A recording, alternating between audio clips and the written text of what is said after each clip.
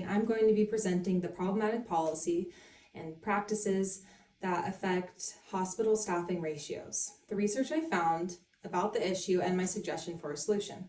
Hospital visits are a vulnerable time for patients in which they rely on the care team. But what happens when that team is stretched dangerously thin? What happens when a nurse is caring for far too many patients at once and has too many tasks to be completed in too little time?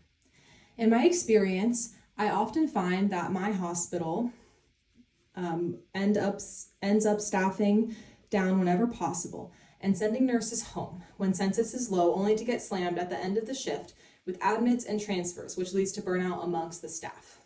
Another issue with staffing down and not hiring is relying on float pool staff who don't know the unit and protocols as well, which can lead to errors and extra work for core staff. My research concluded that the lack of safe staffing ratios is an issue that is systematically problematic. It leads to longer wait times, less individualized patient care, and catastrophic burnout and turnover amongst hospital staff. So for the first slide, we have the temporal constraints. So to begin my research, I need to define the temporal restraints experienced in the hospital. The problem starts with time. Nurses are constantly racing against three distinct temporal constraints. Eagleback's 2021 study identified them as medical time, patient time, and hospital time.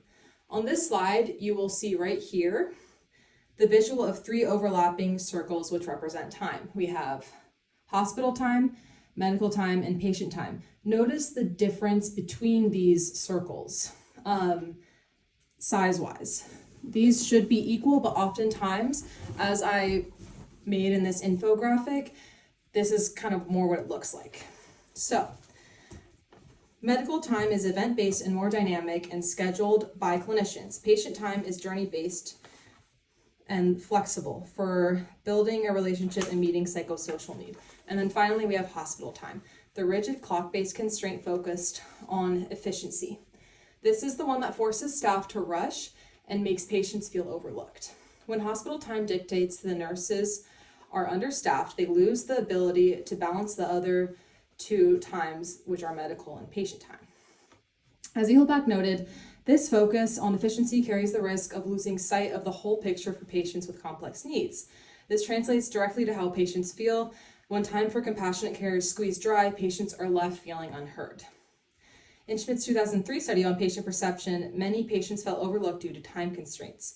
One patient stated, "They made my visit at the hospital feel kind of like you were placed in a room and forgotten." Another said, "I was not satisfied with my care because I was a room number and nothing more." Better staffing ratios are necessary, not just for medical safety, but to allow nurses the time to meet these crucial psychosocial needs. Next slide. So now that the time constraints of the hospital have been defined, I present a deeper dive into the results of poor staffing ratios, turnover, and burnout. When staff is stretched, stress and job dissatisfaction increase significantly, leading to the second major issue, nurse turnover. And this is important because turnover is directly linked to patient harm. I mentioned earlier the overuse of float pool nurses can lead to errors when it comes to unit-specific policies and practices. This connection to turnover came from my research. As Bayes' analysis of the study states, nursing units with moderate levels of turnover were likely to have lower levels of work group learning and cohesion compared to those with no turnover. Units with lower levels of turnover showed the opposite and were likely to have fewer patient falls. Increased worker cohesion and relational coordination had a positive impact on patient satisfaction and led to fewer occurrences of severe medical errors. So the findings of this study highlight issues with increased turnover levels and that there is a need to investigate the underlying issue to find a solution to this systemic issue plaguing many hospitals across the nation. These findings are clinically significant and relate to the relevancy of delivery of high-quality patient care, as well as the elimination of errors and mitigation of harm that comes to patients as a result of nursing turnover in the hospital setting. Next slide. In this study on nursing unit turnover, they found that units with lower levels of turnover were more likely to have fewer patient falls, fewer occurrences of severe medical errors, and increased worker cohesion and patient satisfaction. Kind of a simple way to see that high turnover is directly related to increased patient harm. This led to the question, what drives turnover? Which led me to research by Dawal Al-Sabe and his colleagues in a 2019 study provided the concrete answers which all point back to staffing and the work environment. Number one, job satisfaction. High levels of job satisfaction were found to strongly reduce turnover and tension. Number two, quality of care. Adequate staffing and resources were associated with an 81% reduction in the odds of reporting poor quality of care. Burnout. The odds of burnout decreased by 79% when nurses reported greater participation and adequate foundation for quality of care at the organization. The conclusion is clear. Adequate staffing ratios are an undeniable factor in both staff retention and the quality of care delivered. I'll do the next slide. Okay. A New Hope. How do we know what would happen if ratios were improved? We don't have to guess what happens when ratios improve. We have real-world evidence from California, the only state that has mandated strict fixed nurse-to-patient ratios. As a 2025 study by Mira and colleagues compared nurses working in California to those in other states, they found significant results that California nurses working under better ratios were associated with 19% lower odds of burnout compared to non-California nurses. And in that particular study and quote, we need to be focusing that nurses working under better ratios, not just California nurses, but in general, nurses working under better ratios. We're on the solution. Okay, sorry, this is the slide, but here is the infographic that I decided to use, and it shows the impact of one patient. So the data gets more powerful.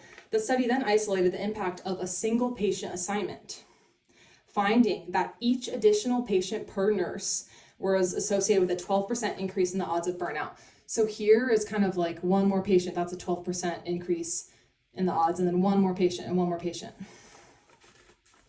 This highlights the critical nature of these policies. For a bedside nurse, the difference between a safe ratio and an unsafe one can be just one patient, and that difference has a significant measurable impact on the mental health and on their mental health and the ability to provide quality care and ensure the safety of patients. Okay, next slide, which we jumped to a little early. This is my proposed solution. Okay, so as seen on the last slide, we have already come so far in California and are leading the rest of the country with our staffing ratios. However, just because it is better than it was does not mean that we stop fighting and advocating for ourselves and our patients to have better and safer experiences. Based on the evidence, from the negative impact on patient perception to the clear correlation between poor ratios, burnout, and medical errors, the solution is straightforward. We must mandate safer minimum staffing ratios across all hospitals and facilities, not just in California. My proposed solution includes 3 concrete actions for healthcare facilities. Number 1, mandate and maintain safe patient ratios. Interview staff and patients alike to get a better idea of ratios for each individual unit in the hospital. Implement policies and practices that allow nurses to anonymously report when ratios are not upheld to ensure minimum nurse-to-patient ratios are upheld without fear of termination from reporting. Number 2, budget for surge staffing. Require hospitals to budget per diem, core, and float pool staff to be paid to be on call. This prevents understaffing during high census times without exhausting the staff who've already been working for hours. And then number 3, invest in new talent. This one particularly pertains to me as I am starting a new grad program. And I learned that it requires a significant amount of budgeting and money from the hospitals to train just one new grad. Dedicate budget to ensuring new graduate nurse residency programs run consistently multiple times per year to build the future workforce and combat staffing shortages that could be caused by not hiring and that could cause forced high ratios and poor outcomes for both patients and staff. In conclusion, poor staffing ratios begin a cascade of problems, including but not limited to decreased job satisfaction, increased burnout, high levels of turnover, increased medical errors and patient falls, and ultimately poor patient outcomes. The evidence is clear that I have provided. Increasing staff to ensure safer nurse-to-patient ratios decreases burnout, increases job satisfaction, and most importantly, it saves lives and provides the compassionate care that patients deserve. We need to move beyond efficiency-driven hospital time and budgeting and give our patients and nurses the time to care. Thank you, and then here is references.